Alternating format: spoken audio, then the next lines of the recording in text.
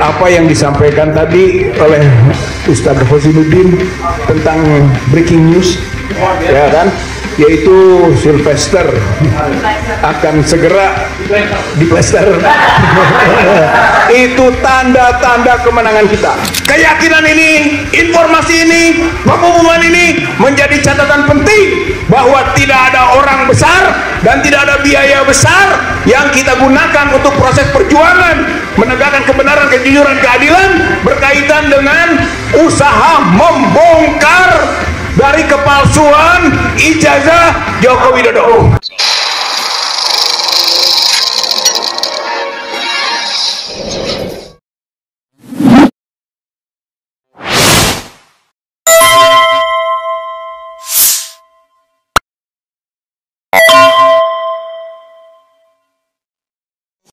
Terima kasih Bang Ahmad Yani. Sebelum ke Bang Rizal Fadila, ada info yang patut kita syukuri. Pertama, breaking news ya, sebentar ya. Di Kumparan itu ada berita kejaksaan bakal eksekusi Sylvester Batunya terkait fitnah JK. Ya, betul. Terus ada berita lagi di Teropong News, Kasipidum ke Jari Jaksel janji panggil terpidana Sylvester Matupina.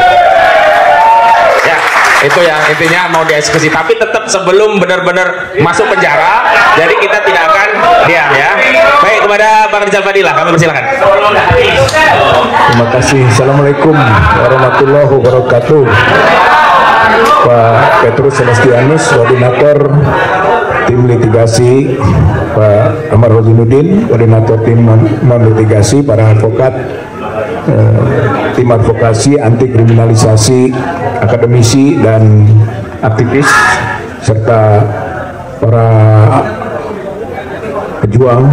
perjuangan kebenaran, kejujuran, keadilan yang hadir pada saat ini, baik mama maupun media yang saya hormati dan insya Allah diberkahi Allah Subhanahu wa Ta'ala.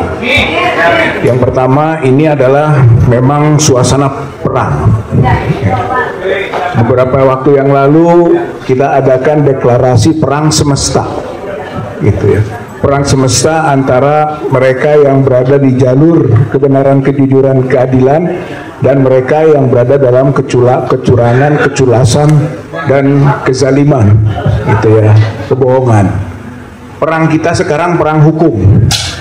Dan dalam perang hukum ini sudah ada tanda-tanda kemenangan dari kelompok kebenaran, kejujuran, keadilan. Apa yang disampaikan tadi oleh Ustadz Hosinuddin tentang breaking news, ya kan, yaitu Sylvester akan segera diplester. Itu tanda-tanda kemenangan kita, karena itu adalah bagian perjuangan kita. Kemudian ini akan berlanjut terus, gitu, proses pemenangan ini, insya Allah ya. Dari apa? Dua hal yang menjadi catatan dari somasi kita, yaitu yang pertama adalah hal yang menyangkut tidak benarnya ungkapan dari Joko Widodo bahwa dia sebenarnya tidak pernah melaporkan orang-orang, yang dibenturkan dengan fakta tentang pelaporan adanya nama-nama tersebut. Jadi kebohongan itu yang berdampak hukum, itu berdampak hukum kelak. Yang kedua adalah soal yang menyangkut orang di belakang kita semua yang berjuang ini, orang besar, gitu, yang sebenarnya itu tidak ada. Dan itu juga ungkapan itu berisiko hukum. Apa? Fitnah dan pencemaran.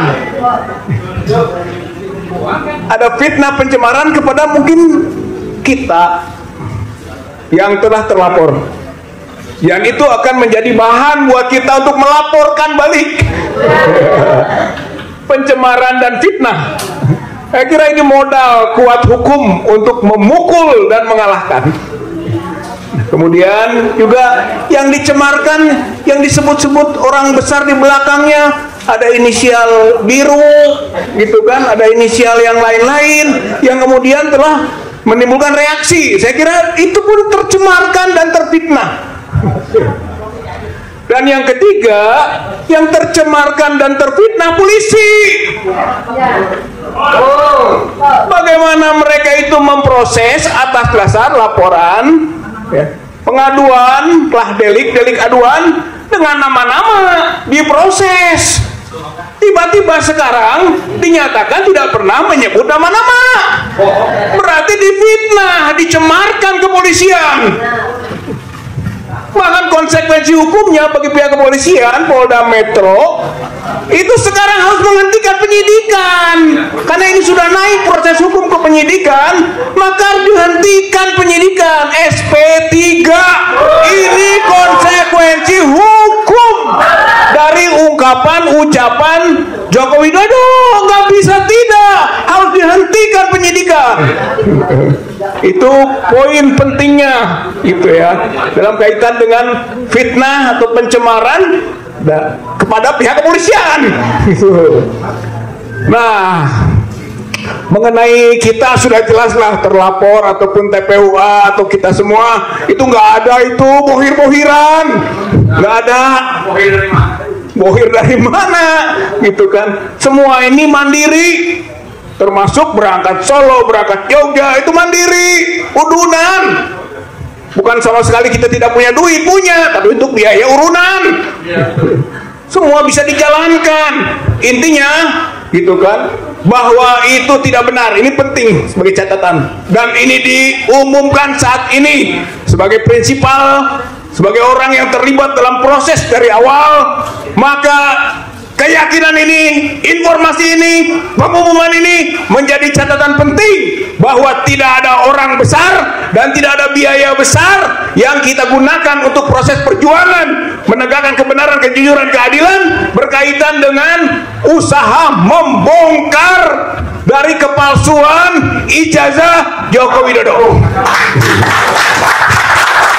Nah, kemudian yang terpenting lagi adalah bahwa sekarang dokumen Joko Widodo yang sering disebut ijazah asli, padahal kita yakin palsu, itu sudah disita di Polda Metro Jaya. Sudah disita. Berarti langkah berikutnya uji forensik di laboratorium forensik Polda Metro Jaya secara terbuka. Karena perjuangan kita bukan perjuangan kelompok, bukan perjuangan segelintir orang, apalagi pribadi, tapi perjuangan mewakili publik, mewakili rakyat, mewakili masyarakat. Oleh karena itu, kita tuntut dokumen yang sudah disita oleh Polda Metro Jaya, ayo uji bersama dan itu terbuka.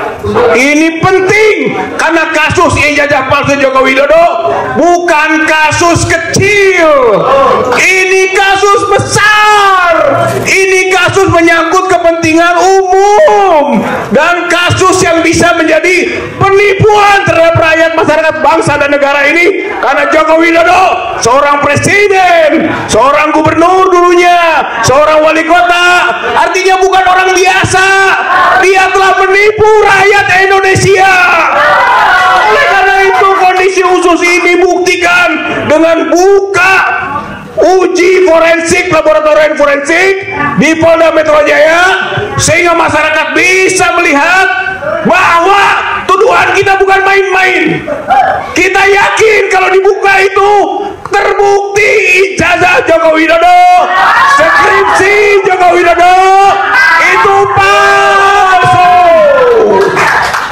Saya kira ini modal utama kita. Dan berikutnya, apa yang sudah dilakukan di Bareskrim yang juga melakukan, kita yakin itu manipulasi informasi dengan menghentikan penyelidikan, maka harus dilanjutkan penyelidikan. Joko Widodo harus sampai kepada tersangka, lalu dibawa ke kejaksaan, kejaksaan nanti masuk ke pengadilan. Jokowi lah sebenarnya pelaku kriminal itu, bukan kita, bukan.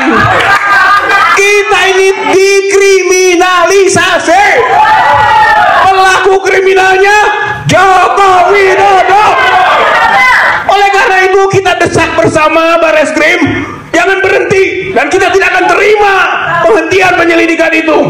Kita akan terus berjuang agar Joko Widodo sebagai pelaku kriminal dia dilanjutkan prosesnya sampai ke ruang pengadilan. Saya kira inilah upaya kita. Di situ akan kita buktikan perang hukum kita yang menang. Perang hukum kita, Joko Widodo yang kalah. Mereka yang menipu, yang gemar mengeles, yang gemar berbohong adalah penjahat hakiki dalam kondisi seperti ini.